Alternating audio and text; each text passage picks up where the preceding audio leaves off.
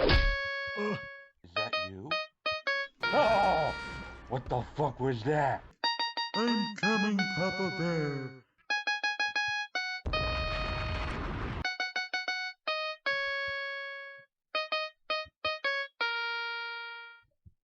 Space Jam: A New Legacy: The Game is a new free side-scrolling beat-em-up which acts as a tie-in for the upcoming animated basketball movie of the same name starring LeBron James.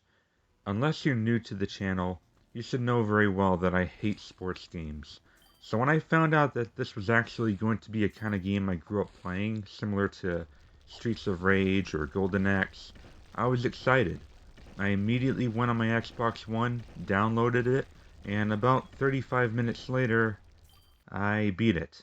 Now look, I know what you're thinking, but you have to keep in mind that this is a retro-style beat-em-up, which means it's only around a half hour long. Plus, it's free to play. At least it will be on June 15th, but as of now, it is free with Game Pass. You start off being able to choose between three characters: LeBron James, Bugs Bunny, and Lola. You also get the option of choosing which perk card you want to have as your special, whether it's strength, speed, or extra healing items when you need it. You also unlock new perk cards as you progress through the game. I can only assume that the story of this game is sort of a prequel or setup to the main film, involving you stopping a bad guy and his robotic army. The Looney Tunes humor is fit in here appropriately. There's no voice work, but seeing as how the graphical style is old school, I think simple lines of text work better here. Gameplay-wise, it's a pretty standard run-of-the-mill, old-style beat-em-up. You have your jump, double jump, jump kick, punches, a super knockback move that drains health. You also get to use your special card every time it cools down, and of course a cool boss at the end of every chapter. The one way this game attempts to separate itself from most games of its genre is the basketball throw. This sort of gives you a ranged attack, though it does very little damage unless you have time to fully charge it up.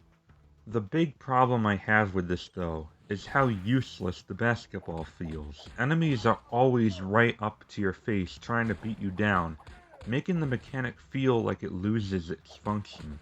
Unless you somehow create enough distance, your throw charges will always get interrupted whenever you're being attacked, and when that happens, your ball flies off screen and Tweety Bird brings it back, sometimes having it land right on top of where an enemy is.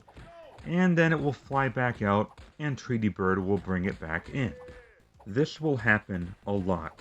Most of the time, the basketball probably won't even be on you anyway, since you have to throw the ball out of your hands before you can start punching anybody, since they share the same button. So you'll just be watching Tweety Bird fuck around left and right like an idiot. Speaking of which, there's a lot of buttons that don't do anything in this game. Not the bumpers or triggers, nor the B button. A is jump, X is punch, A and X combined is the knockback move, and Y is the special card. There's no kick or throws or anything else besides punch and jump kick. Pretty minimal, don't you think? Thank God the game is only a half hour long, so the bare bones combat doesn't exactly overstay its welcome. But even when I started playing, as in the very first fight when I was learning all the controls, or lack thereof, I thought to myself, wait a minute, that's it? Just one combo from the punch button? And I was a little let down by the whole system. I was also a little frustrated by how gangbangy the AI is, always humping poor LeBron and not giving us any space.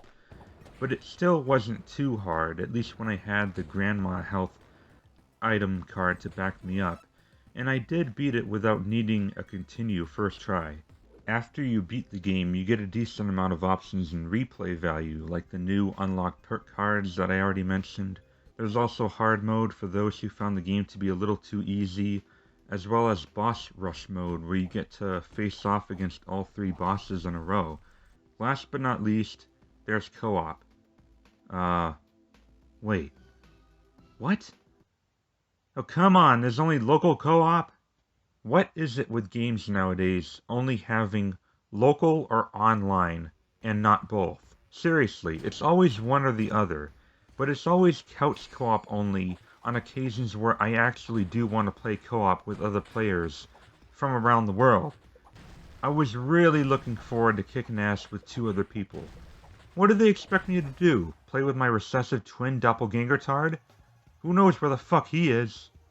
My final score for Space Jam: A New Legacy, the game, is maybe a 7 out of 10. It's obviously not as good as Streets of Rage 4, but probably better than, say, the new Battletoads. Yeah, I think that's a nice spot to place it. 7. Pretty good. At least for a free-to-play game. But hey, there's no microtransactions. Yay! No microtransactions! Oh hey, Doppelganger Tard. Hey, wanna play Space Jam and co-op with me? Oh, well, I would. But when I had acid reflux that other day from eating all those crow testicles, I kind of ate all the AA batteries you were saving for the controller. You what? The gamer gods!